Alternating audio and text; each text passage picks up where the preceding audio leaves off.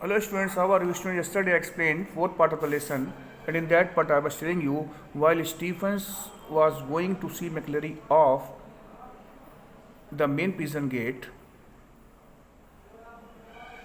then he observed that the overcoat which McClary was wearing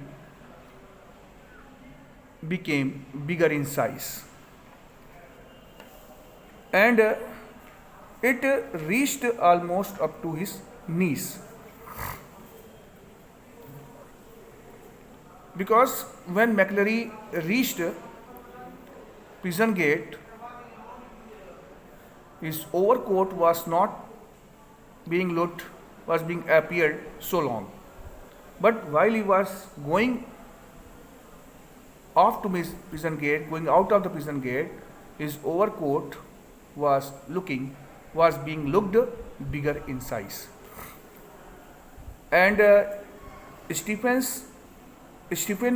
thought, if McClary has suddenly grown slimmer, that is why his overcoat was reaching almost to his knees.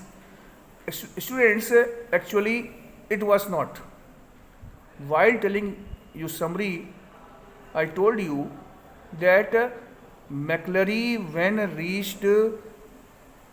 when entered the prison gate, was wearing two overcoats, two pants, two clerical collar, two hats, and one overcoat, one pant, one clerical front, one coat collar, one hat he left in Ivan's cell, because it was the part of plan. Okay.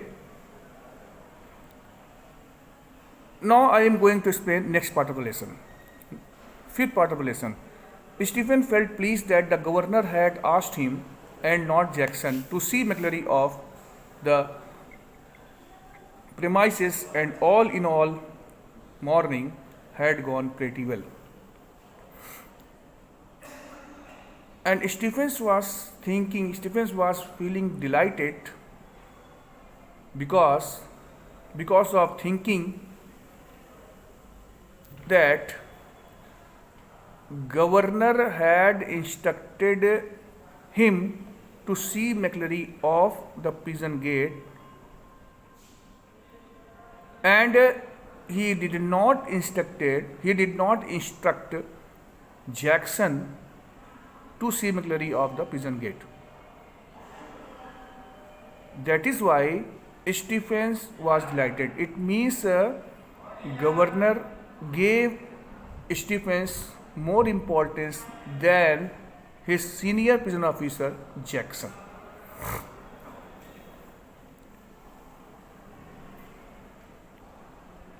But actually, students, while telling summary, I told you that it was not a call from governor. It was a call from Ivan's friend. And he was speaking by imitating governor's voice.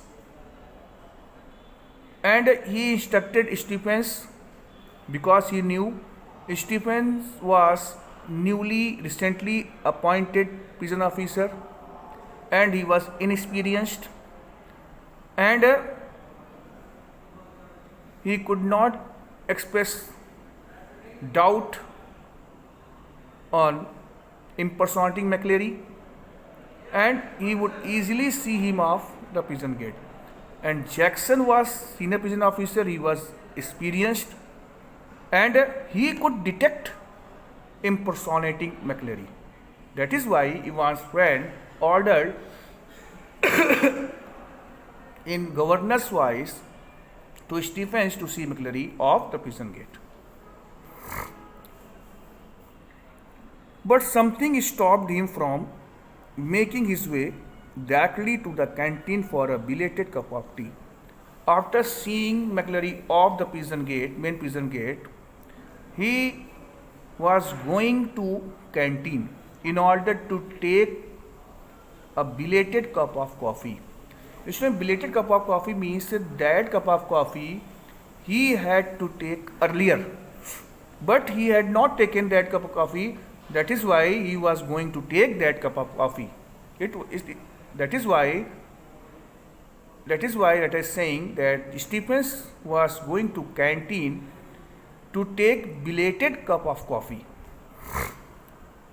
and he was going to canteen, but before going to canteen, before reaching canteen, he wanted to take just one last look at Evans.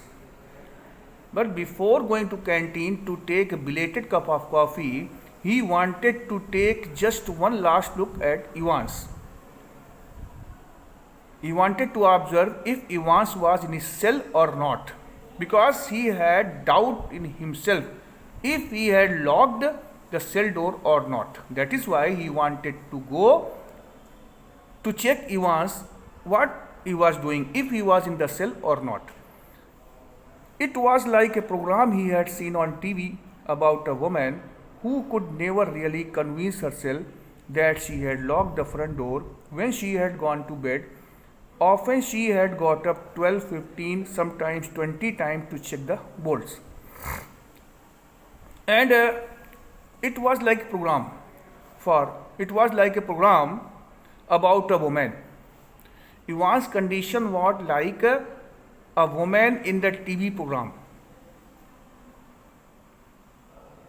who was not convinced herself if she had locked the front door of her house or not. Means it was like a program. Stephen's condition was the condition of a woman in a TV program who was not convinced herself that she had locked the front door of her house before going to her bed.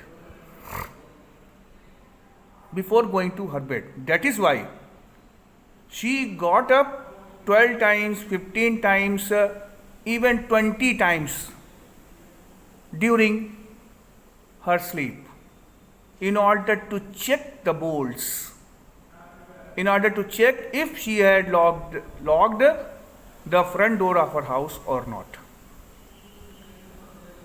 Okay? In this way, like this, Stephens was doing. Even after locking the door,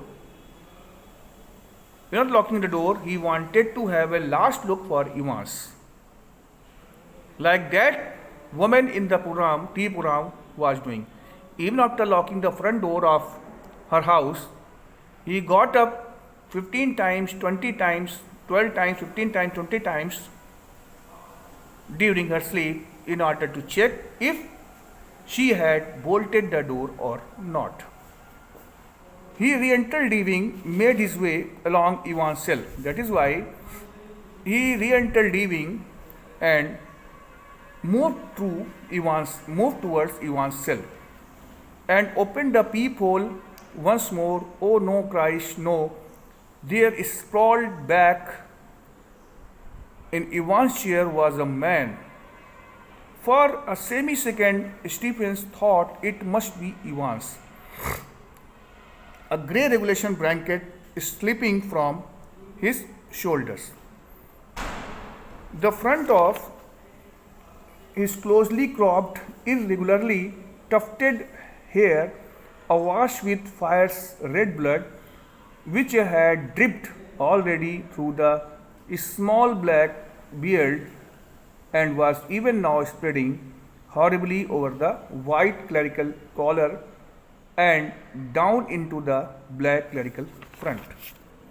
When he peeped through the peephole of the cell door, he was shocked to see that on Stephens' chair another man was sitting by stretching his legs. For a semi-second, for a half second, for a moment, Stephens thought it must be Evans who was sitting on his chair. But he could see the face of the person who was sitting on the chair, because the official blanket which Evans put on his shoulders was slid back. That is why Stephens could see the face of the person who was sitting on Evans' chair. And that person's front is closely cropped, and that person's hair was closely cropped, and the closely cropped hair of that person was smeared with blood, and the blood had dripped already through the small black beard, and there was a bleeding on his head, and the drops of the blood were falling through the small black beard and reached up to the white clerical collar, and then back clerical front. In this way, the person who was sitting on Evans' chair, his hair, black beard, clerical front, white clerical collar, everything was smeared with blood. Stephens shouted. Stephens considered that it was Stuart McClary. It was not Evans. But he should have thought that how second Stuart McClary would be there, because he could see, but because he had seen Stuart McClary of the prison main gate, then how second Stuart McClary could be there inside the cell. Stephens shouted wildly for Jackson, and the words appeared to penetrate the curtain of blood that veiled the McClary's ears. For the minister's hand felt feebly for a handkerchief from his pocket and held it to his bleeding head,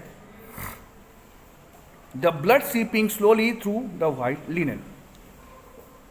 Now, students, when Stephens shouted for Jackson, Stephens called Jackson loudly after looking at the injured McClary through the peephole. Stephens called Jackson loudly. When Stephens called Jackson loudly, it seemed that Stuart McClary, who lay unconscious,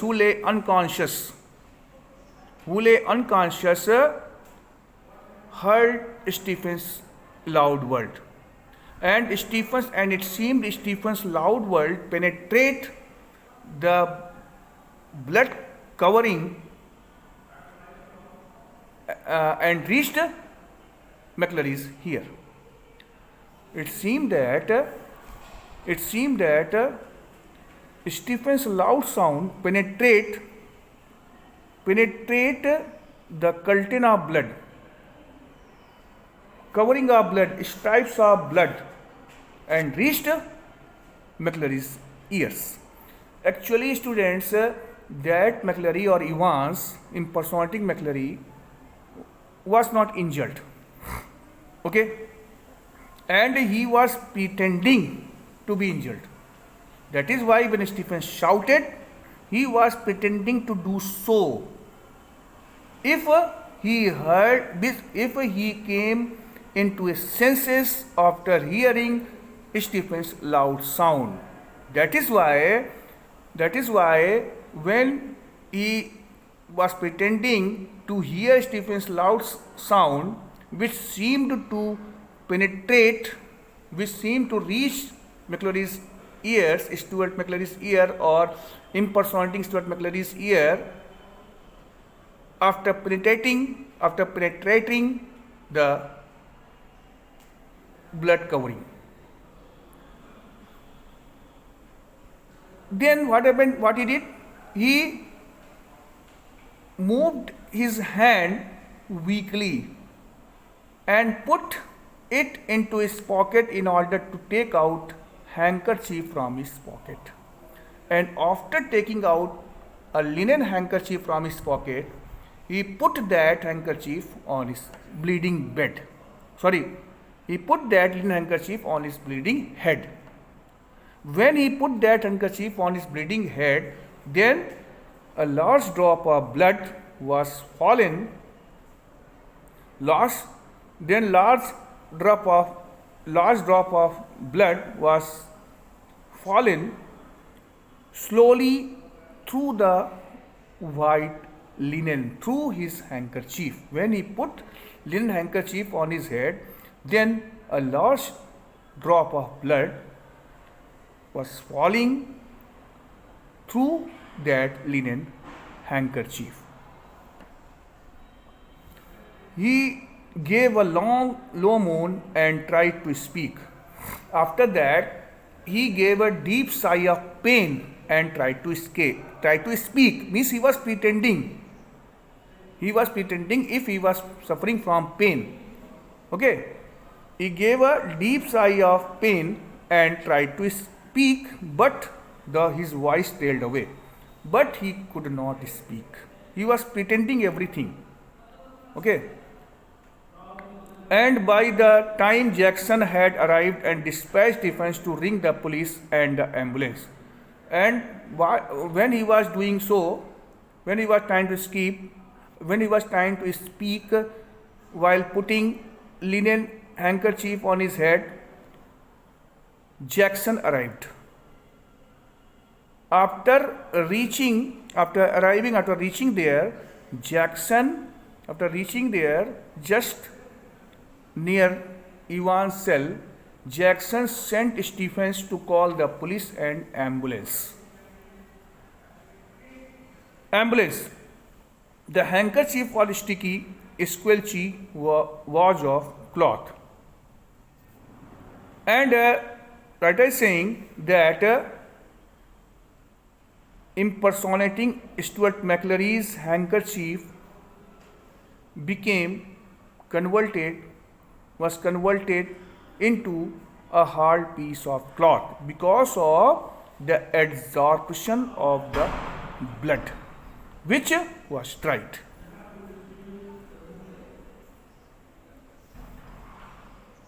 McLary slowly raised himself, his face twisted tightly with pain.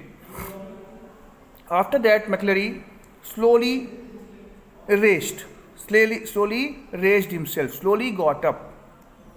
Okay?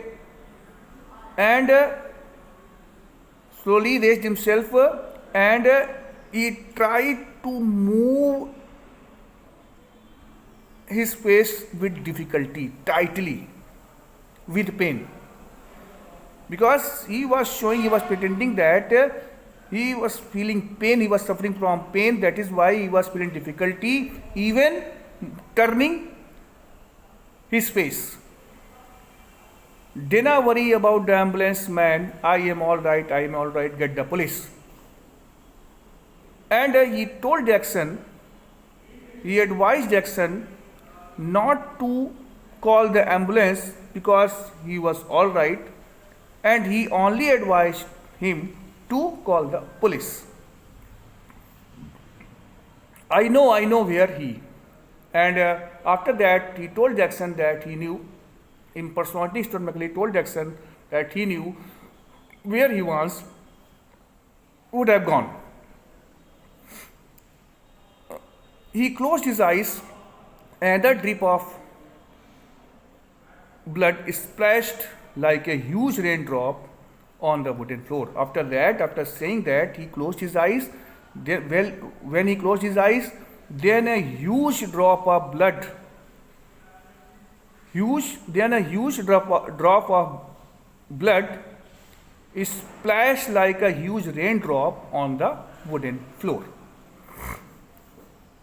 His hand felt along the table. After that, he was pretending to move his hand along the table with difficulty. Okay. And then he found the German question paper and held it tightly in his blood-smeared hands. Blood-smeared hand. Get the governor, I know where he was. After holding German question paper in his blood-stained hand, he requested Jackson to call the governor and told him that he knew very well where Evans had gone, where Evans would have gone. Almost immediately, sirens were sounding. Prison officers barked orders. Puzzled prisoners pushed their way along the corridors. Doors were banged and bolted, and phones were ringing everywhere. During that time, immediately sirens were honking, sounding, blowing, and the prison officers were giving orders loudly. And prisoners were puzzled, and puzzled prisoners were trying to push each other in order to reach near the prison bars, in order to see what was being happened in the corridors. Then prison doors were bolted. Then prison doors were banged and bolted, and phones were ringing everywhere. And within a minute, McClary, with Jackson Stephens supporting him on either side, his face now streaked and caked with drying blood, was greeted on in the prison yard by the governor, perplexed and grieved. And within a minute, when after that governor reached there in the prison yard, then with the support of Stephens and Jackson, impersonating Stuart McClary or Evans, came outside of his cell, and he reached where governor was standing. When governor saw him, then he greeted him. And that time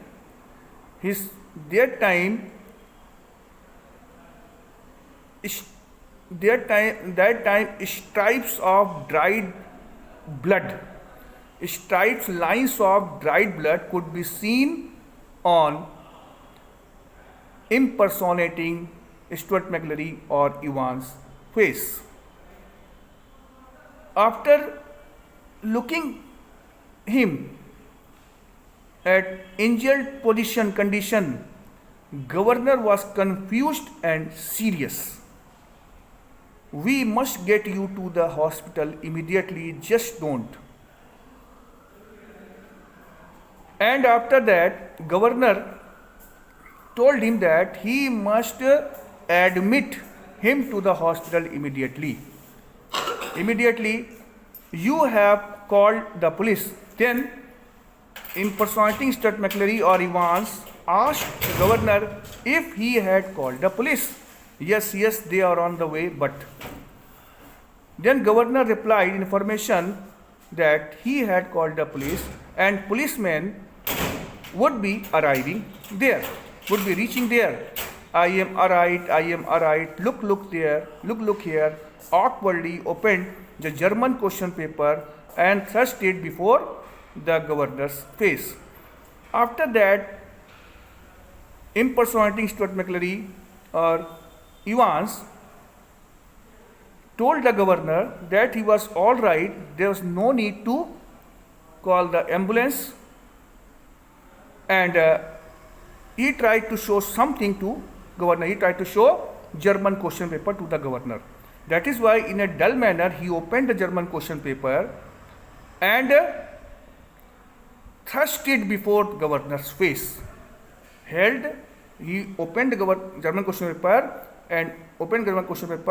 and thrust it before governor's face in order to show him like that. Thrust it before governor's face. Okay. Then after that,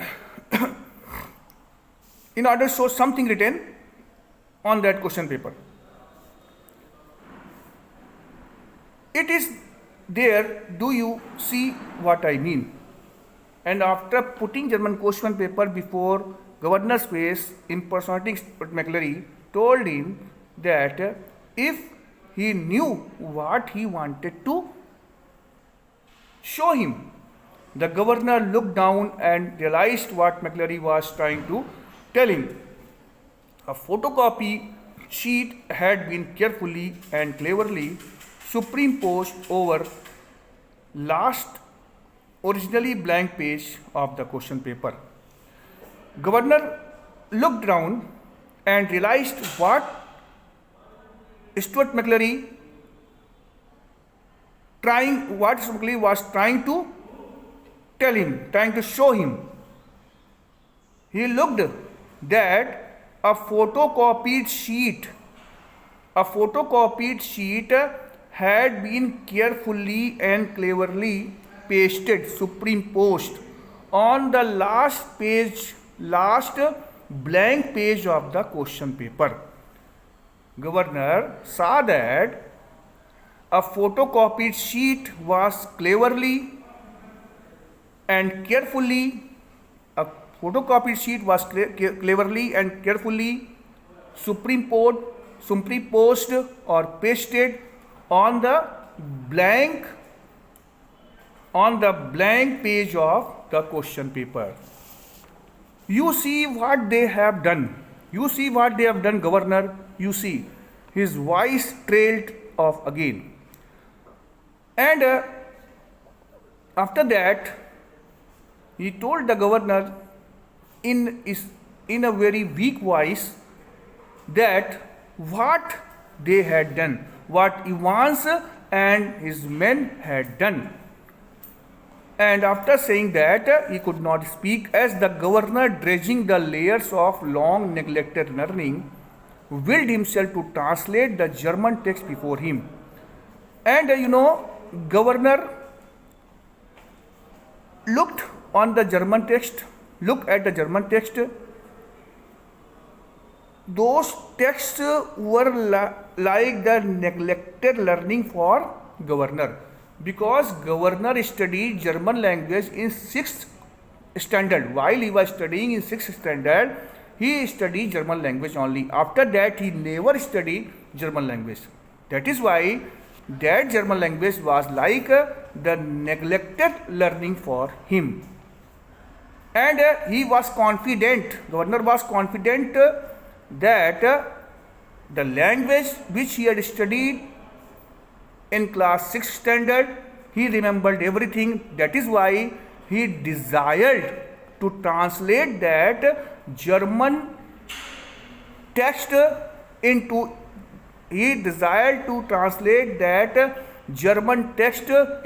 English language himself. That is why he desired to translate those German texts into English language himself, because he was confident that whatever he studied in class 6 standard, he still remembered.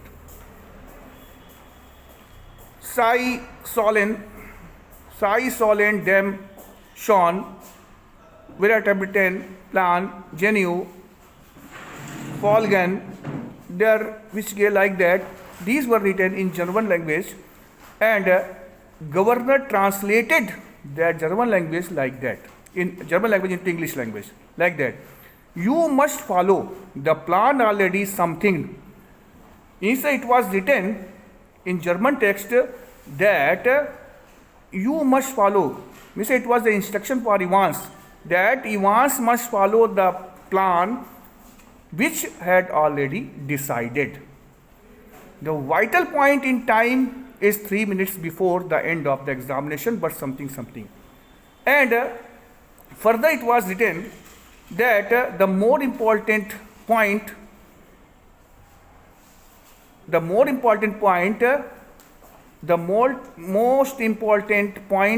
is 3 minutes before the end of the examination.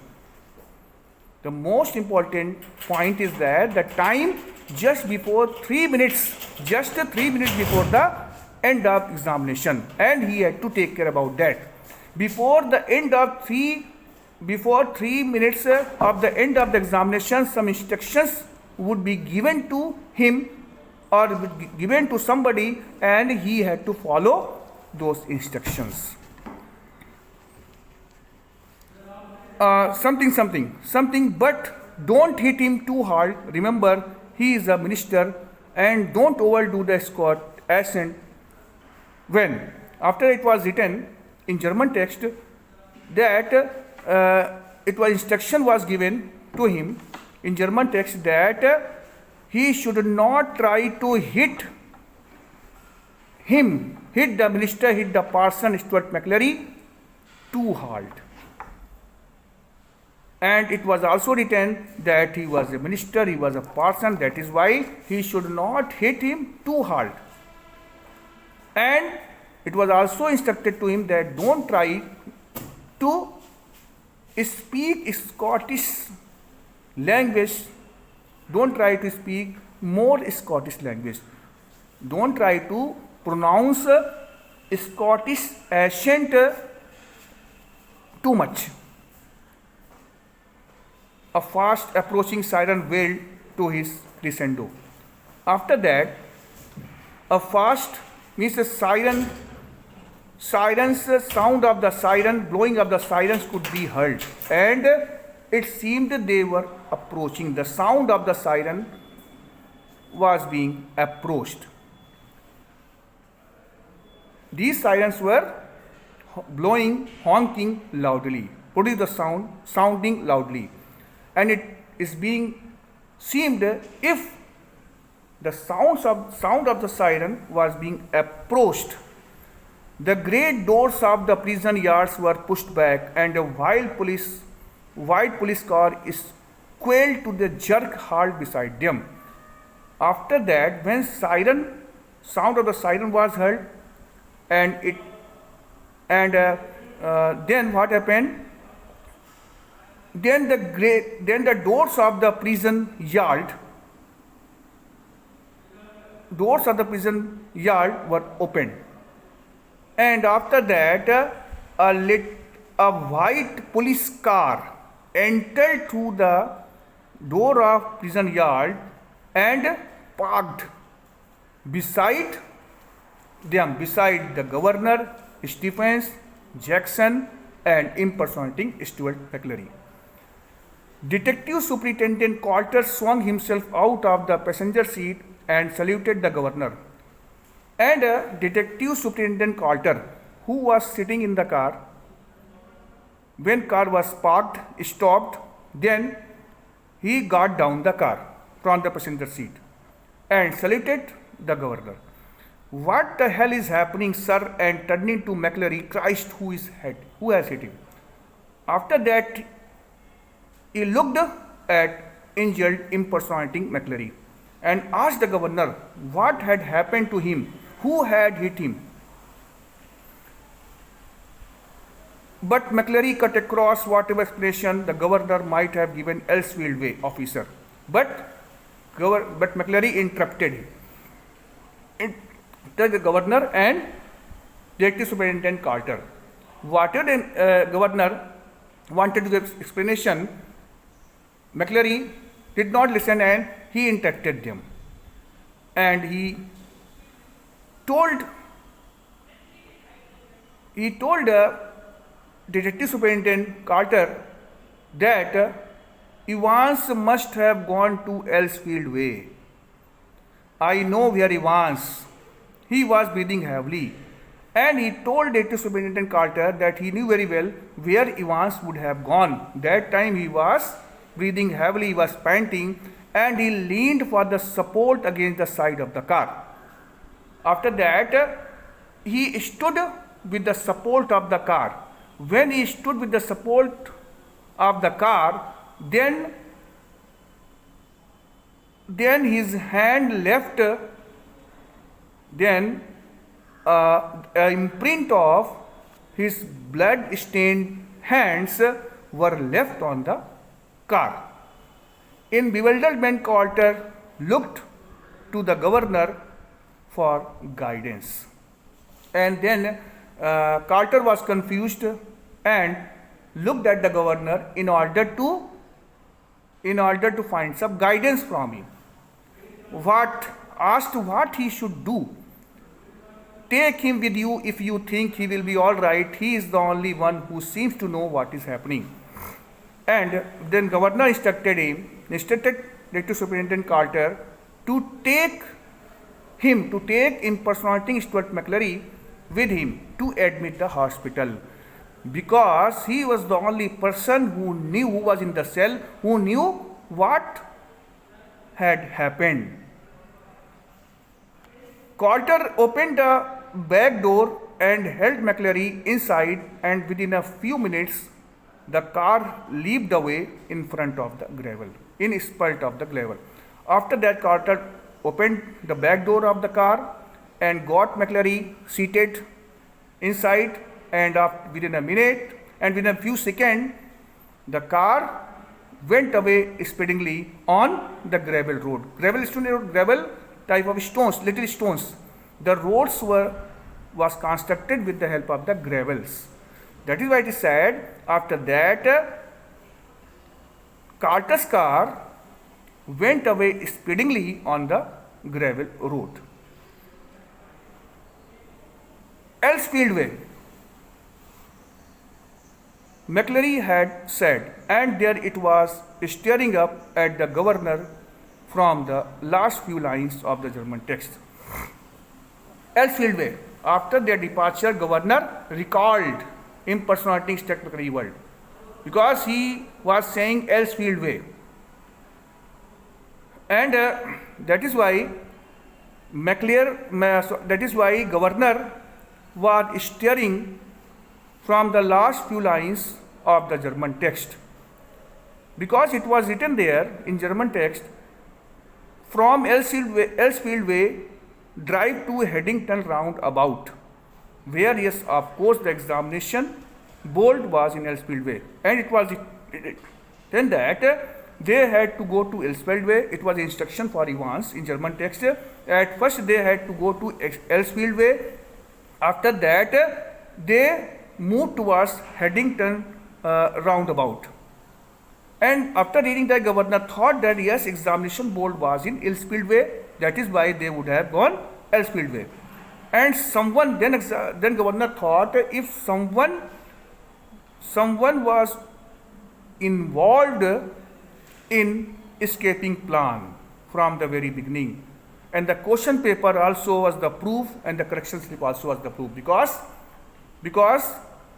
corrections were made in the paper after the commencement of the examination. The governor told to Jackson and Stephens, I don't need to tell you what has happened to I. After that, governor told to Stephens and Jackson and asked them. He did not need to tell them what had happened. His voice sounded, and he was speaking in a loud voice, sounded almost calm in its ecstatic contempt, and he is speaking in a harsh and loud sound. He was talking to Stephens and Jackson in a harsh and loud sound. And he asked them, and which one of you two morons was it who took Evans for a nice little walk to the main gates and waved him bye-bye, and asked them who one of two stupids, you see, he was calling Jackson Stephens stupids, and he asked them who one of two stupids took Evans out of the prison main gate and waved him bye-bye. It was me, sir, stammered Stephens. Then Stephens replied that he had seen McClary off the prison gate. McClary replied in a stammering tone, because he was frightened. Just like you told me, sir, I could have sworn. And Stephens further told that he had seen McClary off the main prison gate because he had given him the instruction. Governor had given him the instruction. And he also told that he could have sworn, he could took an oath for that. What, just like I told you, you said that, what the hell? Then governor asked what? He had instructed him to send McClary off, to see McClary off the main prison gate. What rubbish things he was telling. Governor asked Stephens, when you rang, sir, and told me to, when was that the governor was of him flesh?